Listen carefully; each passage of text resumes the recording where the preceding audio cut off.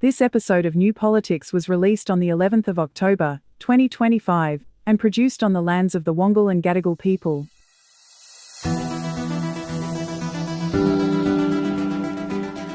The continuing destruction of press freedoms in Australia, who's to blame for the Triple O debacle, and the continuing leadership crisis in the Liberal Party. I'm Eddie Djokovic. I'm David Lewis. All of this is coming up in this big episode of New Politics.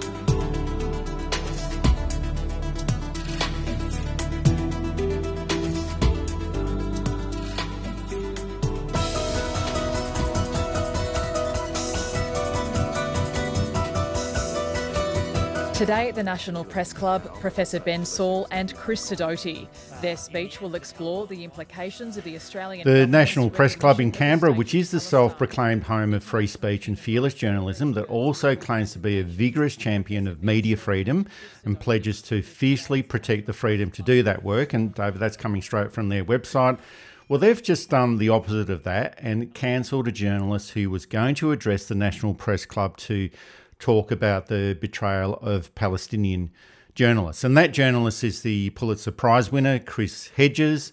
And the opportunity for journalists like this to come and speak to an Australian audience don't come up very often. And he was due to speak about how the mainstream media has failed to tell the truth about what's been going on in Gaza, where over 278 journalists have been killed since Israel commenced its genocide in 2023. But that event has now been cancelled. And who knows, David, it might be a case where the mainstream journalists don't want to be told about how poorly they've done their job. Although they can listen to us here.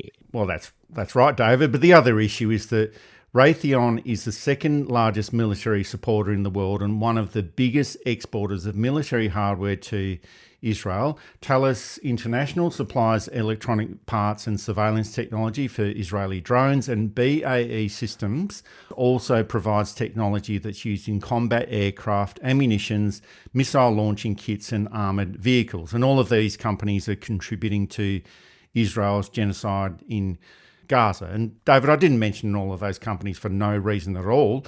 These three companies also sponsor the National Press Club, and no one has explained why the three most nefarious military companies in the world are also corporate sponsors of a press club that represents journalists and presents events that would be of interest to journalists and the general public as well. Now, the National Press Club has claimed that Chris Hedges was cancelled in the interest of balance because they had a few other international guests talking about Palestine, including Chris Sidoti, Ben Saul, James Elder and Navi Pillay, but none of those people are journalists. And Chris Hedges was there to talk about the moral collapse of journalism itself. So the National Press Club was supposedly trying to address balance, but this isn't balance at all. This is fear. This is the censorship of someone who spent decades telling the truth that makes powerful people feel uncomfortable, telling the world about all the lies that governments tell when they're waging these sort of wars. And if one of Australia's leading media institutions cannot handle that, well, there's not much left of press freedom in Australia.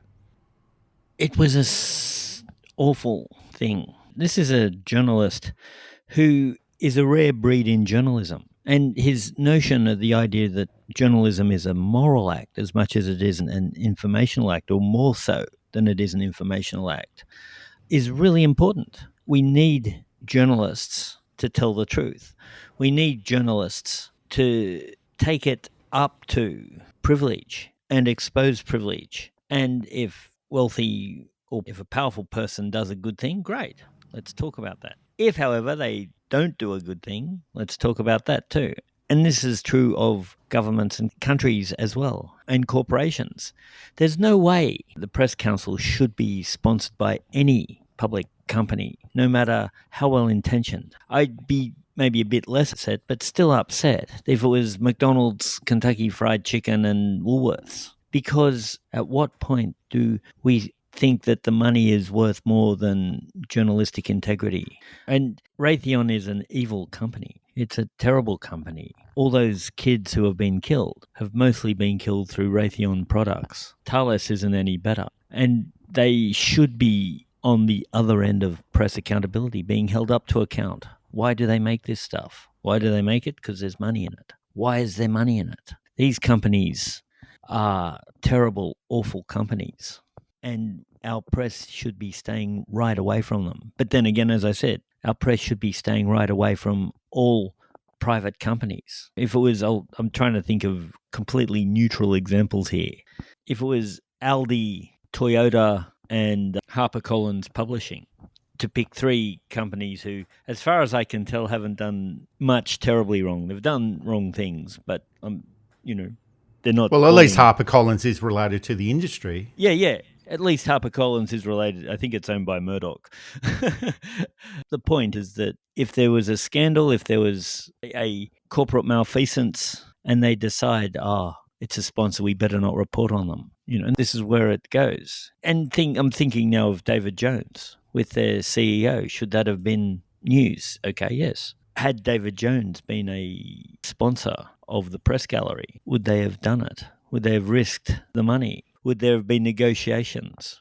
This is back a few years ago when their CEO was caught up in a scandal. You can Google it. And I won't go into the details because I don't want to defame people inadvertently. And I'll be fair, David Jones has done a lot to improve things. So I don't want to rake over old coals, but I'm just thinking of an example.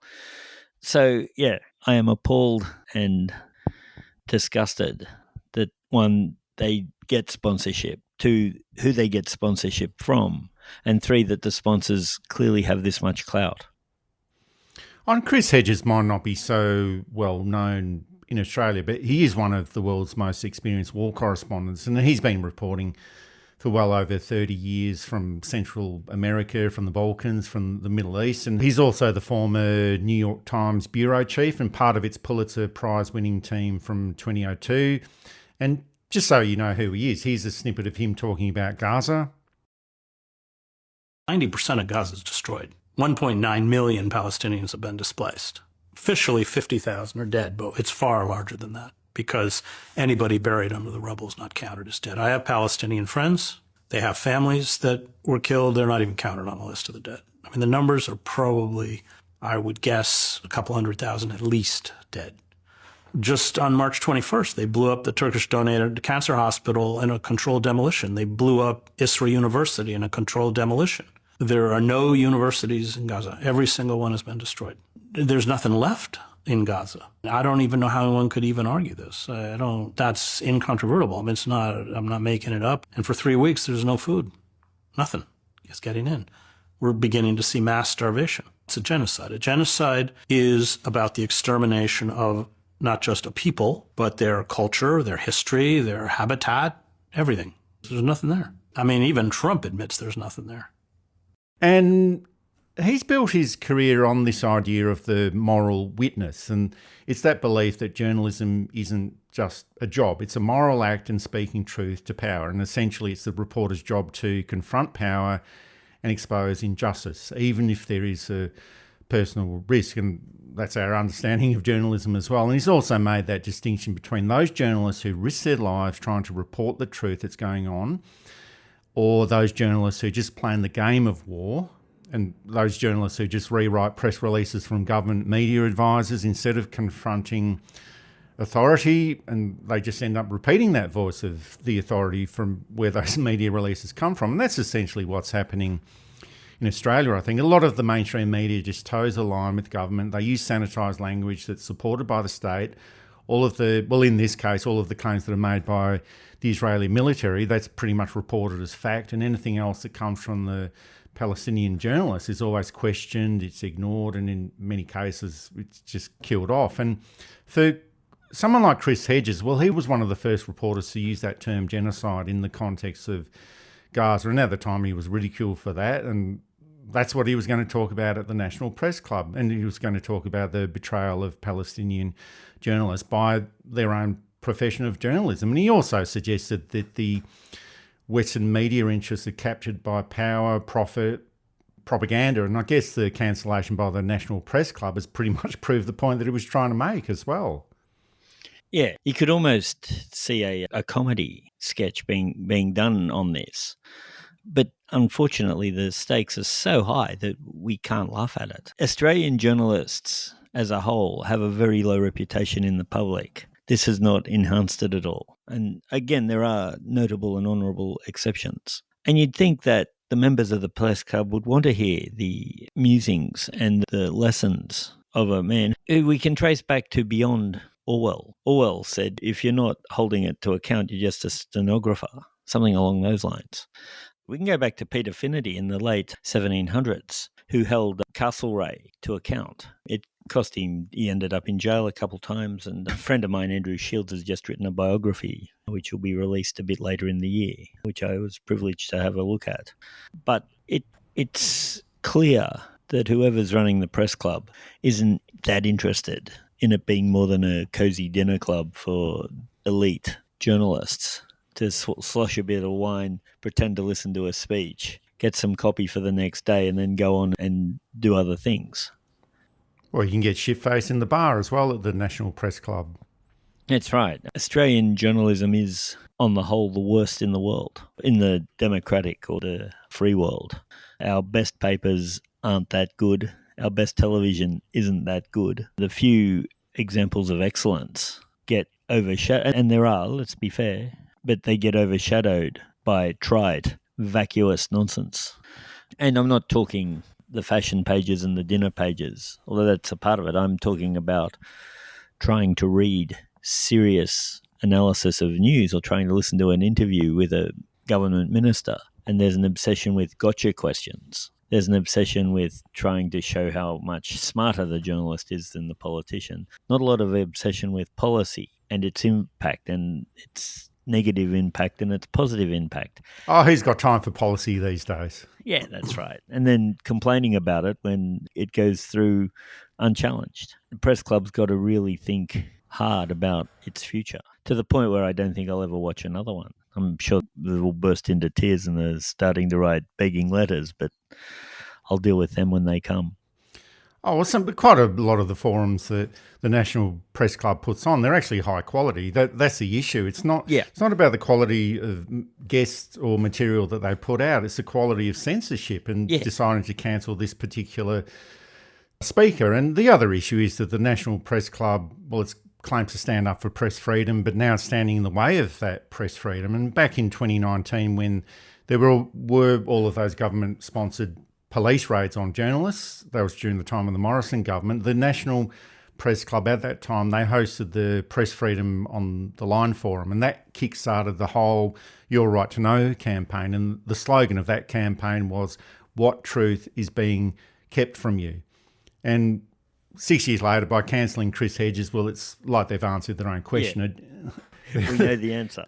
Yes, they've answered their own question. We all know what the answer is now. And a journalist who's seen war crimes firsthand, who's reported from Gaza, from the Balkans, from Central America, we want to hear those experiences. But he gets cancelled primarily because they're sponsors and financial benefactors at the National Press Club, also profiting from the war and a genocide in Gaza. So that's the main reason why this was all cancelled. And this also follows on from all of those other cultural institutions that have either cancelled events where the issue of Palestine was going to be discussed, or they've banned people from speaking about the issue of Palestine. And all of these institutions, and now the National Press Club, they're more prepared to be humiliated and exposed as the frauds that they are, rather than just let these events proceed. And it's the same with all of these other events, David. If the National Press Club had just let this event proceed, well, no one probably would have mentioned all of this. But now that the National Press Club has been totally exposed, everyone now knows that they're sponsored by military companies that are engaged in genocide. And it's all the other companies that you refer to as well. They're sponsored by big banks. They're sponsored by mining companies, the pharmaceutical industry. And maybe it's a good thing that we now know more about this. And I know that for these sort of national addresses at the press club, well, it must be pretty hard eating your oysters and drinking Chardonnay when the speaker is telling you how bad you are at your job, or who's paying for your meal while they're supporting a genocide. But this is totally unacceptable behaviour by the National Press Club, and it just exposed the double standards, the triple standards, quadruple standards, and just the total hypocrisy of the mainstream media. And when it comes to Israel, all of these organisations, all of these institutions, they just prefer to go through this ritualised public humiliation and have severe reputational damage instead of holding this power to account. I'd have thought that you'd want it as a platform to get messages from important journalists out there. And they've just destroyed that as a platform for that, because we now can question every time, why are we hearing this message? Why are we listening to this journalist? And I'm sure that a lot of good messages are going to be lost. A lot of good journalists are not going to be heard, even if they get their say, because thinking people aren't going to listen, because we can't trust. We can't trust who's getting vetted to speak, why they're getting vetted to speak, and what are they not allowed to say. How to shoot yourself in the foot, how to destroy your reputation. And it happens again and again. As you said, the art galleries, the dinners, the dance companies. Somebody claims that somebody wearing a piece of headgear disturbed them at a theatre show. Others claim that they don't feel safe. Now, genuine claims for this should be investigated, should be fixed if found to be true. But there's often no investigation. It's just a knee-jerk reaction. We're going to get to the point where we won't be able to run anything. And the funny thing is, it's the right complaining about this stuff. It's the right who are stopping, not the radical left. And I guess, that Goebbels, attributed to Goebbels, firstly accuse your opponent of what it is that you do, could be seen as part of this. The left hasn't cancelled that many people, really, or the cancellations don't last long. The right have cancelled a load of people. And these things shouldn't be a left-right divide. These things should be, is it right to hear all sides of a story? Is it right to not hear particular parts of a story? Do we have to have everybody's opinion or just experts? And that's what it gets down to. The National Press Council Board should probably look at this and maybe even resign and build the whole thing back up again. This is New Politics with Eddie Djokovic and David Lewis, the best podcast on Australian politics and news commentary. You can support us through Patreon and Substack, and also find us at newpolitics.com.au.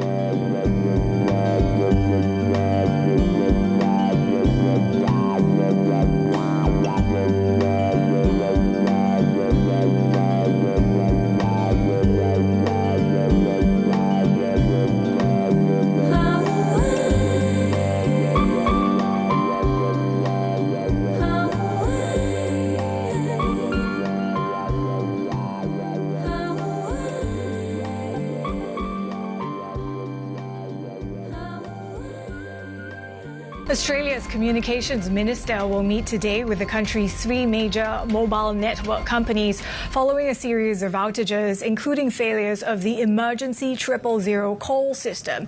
That system is run by Optus, a subsidiary of Singapore's Singtel. A 13-hour 000 outage last month blocked hundreds of emergency calls and has been linked to 3 deaths. Bloomberg Intelligence says Optus risks losing market share to rivals as public distrust in the health of its network grows. Optus suffered a serious 000 outage that initially appeared to affect 10 emergency phone calls, but later proved to have disrupted more than 600 calls. And this resulted in 3 deaths as a result of those emergency calls not being able to connect with emergency services. Now, Optus did send 2 notification emails about the issue to a Department of Communications email address that didn't exist, where the issue remained undetected for more than a day. And although I did actually send an email message to the Minister's office, but that wasn't read either. But it's hard to understand why there wouldn't have been any follow-up on this by Optus, and maybe Gladys Berejiklian had a day off, David, I don't know. But, it's not like you'd send an email or 2 about the big issue and then that's the end of your responsibility. You'd surely have some follow-up on all of this. But it just seems like there's a whole lot of problems within this situation. There's technical issues in the handling of these calls, and it's not unique to Optus. Telstra and TPG have also had similar issues in the past, but not as severe as this. And there's also administrative ineptitude here as well. And the Communications Minister, Annika Wells, she wasn't informed until the following day.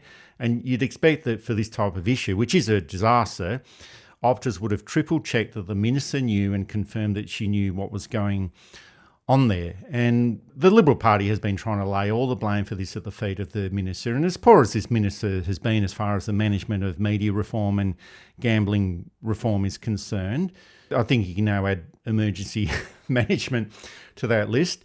I don't think that she can be held responsible for the errors of Optus. But this government has been in office for over 3 years. These issues have been known about for some time. And I think it just shows that there's problems within Australia's emergency communication system, and it's up to the government to resolve them. And it doesn't matter if it's a system that was created by the coalition. Labor is the government now. They've been in government for over 3 years, and it's up to them to fix this up. The big mistake, of course, was selling it off and privatising it all. As faulty as telecom was, there was never a triple O outage. There was never the problems we get in connectivity. Now, I'll be fair, it was a much less complex system too. So I don't want to say that, the 1980s worked perfectly because I never had a fax not sent.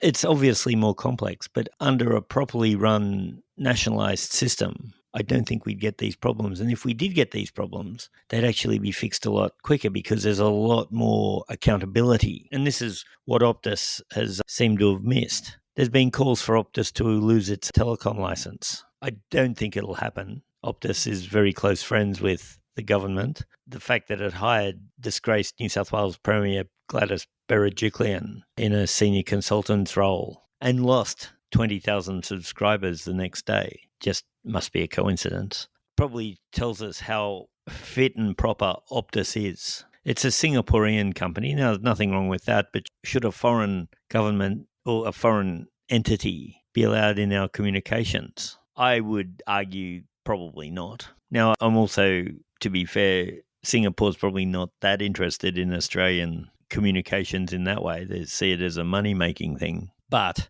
to have any foreign country involved in your information transfers is problematic, I think. As I said, I don't think Optus will lose its license. It certainly deserves to lose its license. The death of one person was one too many. The death of 3 is just tragic. In preventable deaths. Not letting the minister's office know does reek of, let's see if we can fix it before we tell her, instead of telling her and then working with the minister's office to rectify it as quickly as possible. I think it's another failure of neoliberalism.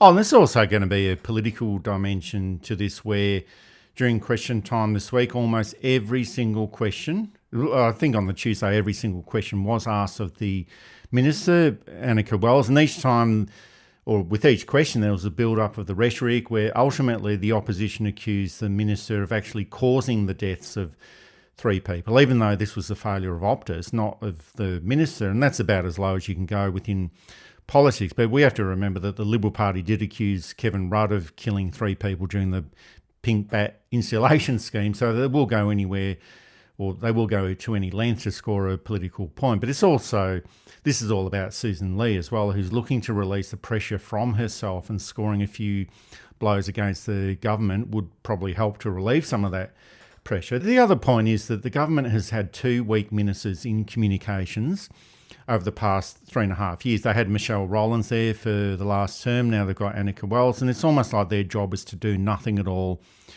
in this portfolio. Nothing at all happened on communications or with communications during the last term. Nothing at all happened on media reform. Nothing at all happened on truth in political advertising. Absolutely nothing on gambling advertising. And all they've got to show is this silly little bit of legislation on somehow trying to restrict social media for the under 16. So if your job is to do nothing at all on media and communications and keep it out of the public spotlight, well, it just means that when something of substance does arise, like a series of outages on emergency services, well, it just means that the government is totally unprepared for it. And this message, I guess, goes for all ministers. If you just do your job properly in the first place, well, these issues won't arise. Do your job, do it properly.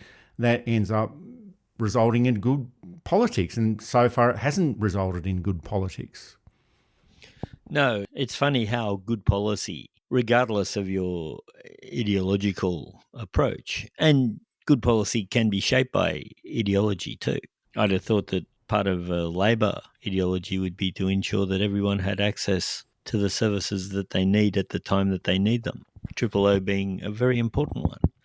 Really, they were lucky that only 3 people died. And I wonder if there were a few more that we just haven't heard about. I don't know, of course. Again, the opposition attacking the government was not totally inappropriate, but they probably went a bit far in attacking the minister when we know that the minister didn't know till the next day. Of course, if the opposition prods too hard, it goes back to the system was set up by them. And so finding that fine line between doing as much damage to the government without damaging yourself may be a little bit beyond anybody, really. So we end up in this awful situation. Fortunately, I suppose, it was the Telstra system remained good and the Vodafone system remained good. So one wonders, why doesn't it automatically click over to one of the others if it goes down? And things will go down, of course. They are human systems. But you'd think that they'd be, okay, if Optus goes down, it gets routed instantly through to Telstra. If Telstra goes down, it gets routed instantly through to Vodafone. Okay, Vodafone doesn't cover the whole of the country, but it covers enough of it. Oh, that's absolutely right, because they do have, it's called camping on, where they're meant to connect to another provider if one of those providers does have an outage. So for some reason that didn't work in this case. Now, Optus or Telstra or TPG, Vodafone, I can't think of any others, but whoever it is, they don't actually run these emergency services themselves. They're on 3 networks. Yeah, that's right. But they should have a system in place where if there's the outage with any of those others, they connect to the next one, yeah. The next one. That's the way that the system should operate. And for some reason, it didn't operate in the way that it was meant to operate. And maybe for a lot of these factors where private companies are responsible for an essential service, and in this case, being able to make a phone call to 000 for an emergency service. Well, you referred to this before, David. This is an extension of the problems of neoliberalism and of governments where they have loose guidelines or no guidelines at all for these private companies. And maybe the solution is that there just needs to be higher penalties for this sort of stuff. $12 million is the maximum penalty, and that's not very much for a big telecommunications company like Optus. Maybe it should be a lot higher, $50 million for the first offence, $100 million for the second offence, and maybe then they'll start... license stripped for the third. Yeah, that's right. And then maybe they'll start investing the right sort of money in this type of electronic infrastructure. And I don't know how much all of this stuff costs. Maybe if it is $50 million and they realise the penalty for not doing this properly is $50 million, so let's just set up the infrastructure in the first place. And that might be the best thing to do. Maybe criminal responsibility in the case where people have died. Maybe even that quaint old idea of ministerial responsibility in resigning, or the minister resigning when this sort of event occurs. But whatever the case is, there's just a whole lot of things that will need to change. And there is custodian legislation which hasn't come into effect yet. But the last outage for Optus was in 2023, and that was quite a major outage as well. So that's 2 years or 2.5 years to sort out these problems. But all up, it just shows how public interest is lost when corporate control replaces public responsibility. And the government just needs to do much better in this area. It does, because there's that extra level of accountability. And of course, this is what the neoliberals hate. This is why it was set up. If you take it out of government into private, you can do a lot. You don't have to report as much. And we also see the end. No accountability means loss of service, loss of accountability, loss of reliability. And we've seen it. Maybe it is time for Optus to lose its license and send a message to Telstra and Vodafone that we're not mucking around, that we take this very seriously. It's probably the most serious thing. And of course, the problem is that if Optus loses its license, they'll just give it to another private firm, AT&T or Bell or British Telecom or some other firm. The only real solution is to nationalise the industry, get rid of the middleman. Why is it that Telstra customers pay more than TPG, who is on the Telstra network? Who's getting the difference in the money? I can't remember who the Optus companies are. And Vodafone doesn't have, as far as I know, affiliate companies or middle people to send out, but Optus and Telstra do. And it's cheaper to go to one of the smaller companies than it is to go direct to the supplier. So again, it's another failure of the market.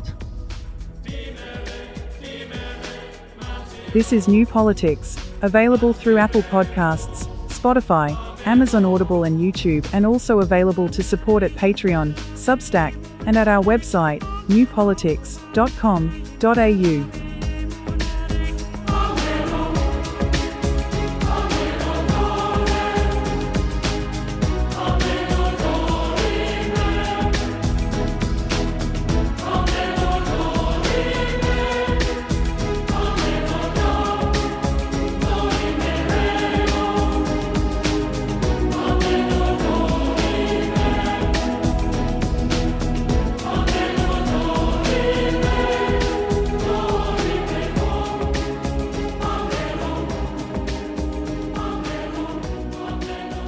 mayhem inside the Liberal Party just keeps rolling on, and just like it was last week, this week it's all about Andrew Hastie.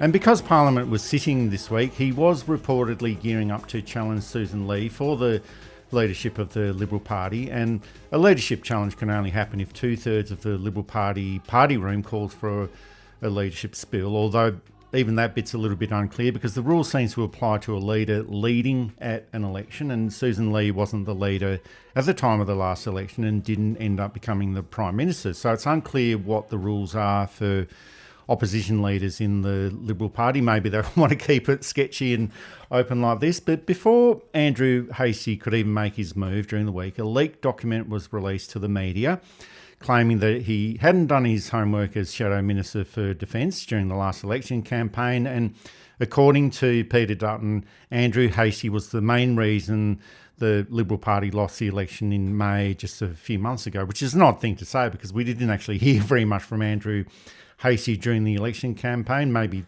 that's what they're complaining about.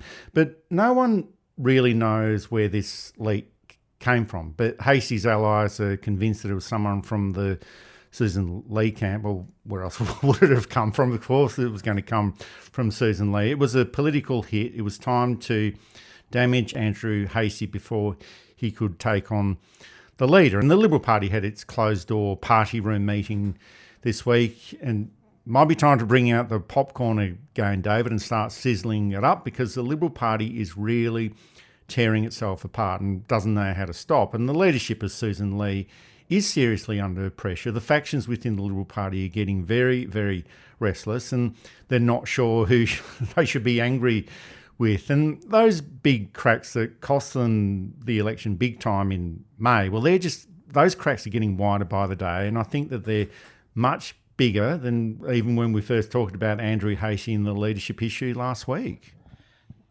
It's finished Hastie for at least 3 years, I think. Or at least a week or two. Yeah, I think it's taken him right out of leadership contention, maybe permanently. It was a very damaging document written by Peter Dutton. So the right couldn't just say, oh, of course, it's the left faction or it's a wet faction, stitch up. Peter Dutton wrote the document complaining about Hastie. Now, apparently the two men don't like each other very much, and that's all I can say about that. I have no further detail, and I don't know either man to any extent, never having met. But it does show a couple of things, actually. It shows that the moderates are starting to find some resolve. Now, the natural electoral home ground of the Australian people who lean to the right are the Liberal moderates. The right have always hated this, of course. John Howard was able to present himself as a moderate, sort of, while purging the party of them, but presenting himself as a reasonable, safe pair of hands and becoming Australia's second longest serving Prime Minister. He didn't do this. The Peter Dutton, if we're swinging to the right, we better swing to the right a bit more. And of course, we all saw what happened to Peter Dutton with that approach. We all saw what happened to Scott Morrison and Tony Abbott with that approach. The other thing with the right faction is that they will destroy everything to get into power, and then having gotten into power will continue to destroy, including themselves. There's no building, there's no constructive, there's no compassion, it's just we must destroy. And this is what Susan Lee is facing. It was perfectly timed. There's a YouTube channel called The Sloan Zone, which is a political analysis channel run by a guy who'd resigned his membership of the Liberal Party. He'd been a Liberal moderate, and he'd heard rumours. A young fellow, it's quite okay, actually. Once you've watched ours, go and watch his. Then come back and watch ours so our numbers stay up. He had heard from ex-colleagues and friends in the party that Andrew Hastie was going to challenge on Tuesday. He said he didn't know how true it was, but given that they released it first thing Tuesday morning, the day after a public holiday in most states, for maximum damage, suggests that factions in the left, at least, believed it to be true, even if it wasn't going to be true. And it had the desired result. Andrew Hastie went from being the future of the party to essentially a laughingstock. Politics is a brutal game, but it rarely goes to that. Of course, Hastie's still quite young, it's early 40s, I think, and it's possible he can come back Robert Menzies came back. John Howard was Lazarus with a triple bypass. Andrew Peacock kept coming back, although ultimately he didn't get all the way. So I am loath to say he is completely finished, but I'm not sure he's got the intellectual capacity of Howard or Menzies, let alone the political nous. But again, you can never say never. A couple of years in the wilderness like Menzies and like Howard, going out shaking hands, learning to calm down, learning to be more moderate in approach, if not in ideology, may see him back. Be no loss if he doesn't come back, let's be fair. But to be honest, I think everyone in the Liberal Party is in the wilderness at the moment. It's going to take them, or any of them, a long time to come back. But it was a funny week in federal parliament where during the week Senator Jacinta Price announced that she had written to the leader, Susan Lee, a little bit like the head prefect, demanding that she takes steps to stop the leaks and the backgrounding within the party, warning that the Liberal Party is going to become a clown show. And I think it's a little bit too late for that. It already is a clown show. And it's also a bit rich coming from Jacinta Price because she's actually been the cause of a lot of these dramas. And plus she's only been in the party for whatever it is, 5 minutes. So why should anyone within the party of stature listen to her? Former Minister Alex Hawke, he also joined the debate about all of this, saying that the Liberals need to start being honest with each other. And I had to hold back the laughter when I heard him say that. There's also the Victoria... He'd written that in the back of a few of his colleagues that he'd stabbed, just carved it out. That's right. But there's also the Victoria MP, Mary Aldridge. She's a newbie, and she warned that if the federal party keeps tearing itself apart, it will end up being like the Victoria Liberal Party, which is divided, demoralised and unelectable. And she could have also added that they could end up like the South Australia Liberal Party or the Western Australia Liberal Party or even the federal Liberal Party itself. And this is the sign of severe dysfunction, David. And I'm in two minds about all of this. A lot of our audience have been saying, well, they're enjoying the popcorn and love seeing the Liberal Party in this state that they're currently in. And they see it as a bit of payback for all the misery that they've inflicted upon the public over the past 30 years. And I tend to agree with that. A bad political party just needs to be put out of its misery. But then what is there to replace it? And in politics, I think there needs to be this tension between the government and the opposition to push the government of the day to create better legislation and implement better policy. But governments without an effective opposition tend to become lazy and complacent. And I guess we're seeing a good example of that during the week with the 000 debacle with Optus. But having a weak and pathetic opposition that's spending all of its time just looking at itself, navel-gazing and trying to work out which leader they're going to cut down next, I just don't think it's very good for democracy in the long term. As a historian, I look at what is essentially the party of Deakin, the party of Menzies, the party of Hasluck, the party of Guilfoyle, the party of Garfield Barwick, people of substance, people of courage, intellectual courage. Even if you disagreed with them fundamentally, they were people who you could trust. And there's dozens more I could name. And we've devolved to the party of Morrison, of Hastie, of Michaelia Cash, people who lack substance, who lack intellectual depth, who lack curiosity, who lack, it seems, the ability to formulate any kind of policy that might have helped them, if not win an election, at least stave off the hideous defeat that it became. And so historically, this disturbs me. As a voter, I don't really care who the opposition party is, except I'm worried that they will go the way of the Conservatives in Britain and end up falling for some kind of second-rate spiv or third-rate spiv like Nigel Farage. Here we have Pauline Hanson. I think she's been around too long. I think too many people see her for what she really is. There's also speculation that One Nation might actually improve its stocks if Pauline Hanson does leave politics. I think that's probably right. Pauline was whinging about weak Woolies bags the other day, which seems to me to be not the highest priority for a government member to be pushing. Seems that the bag dropped on the way in from the shopping and she did a video on it. I suppose she's not at least trying to talk about keeping autistic kids out of classes and immigration limits and things like that.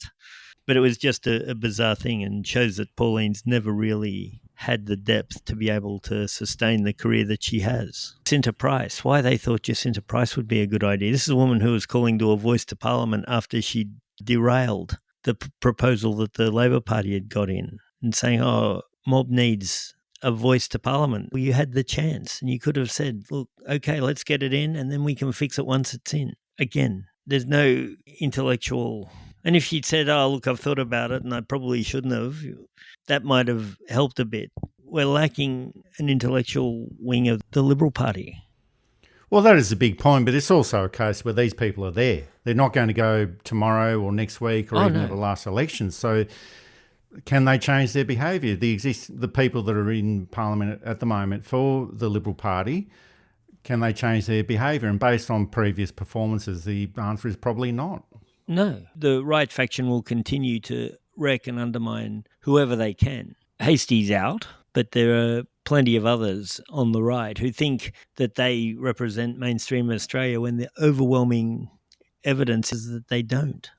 That mainstream Australia doesn't like that Dutton-esque, Abbott-esque, Morrison-esque approach. We see it at a state level, we see it at a council level, and we see it at a federal level. I think if an election was to be held tomorrow, I think they'd lose a couple more seats. Now, this, as one who would prefer the progressive side to be in, the progressive side can get complacent, they can get lazy, they can get forgetful of their roots. We may be seeing this as we speak in the current Labor government. We need a good, strong opposition to support the good stuff, to oppose the bad stuff, and to hold the government, no matter what it strives, to account. That's it for this episode of New Politics. Thanks for listening in.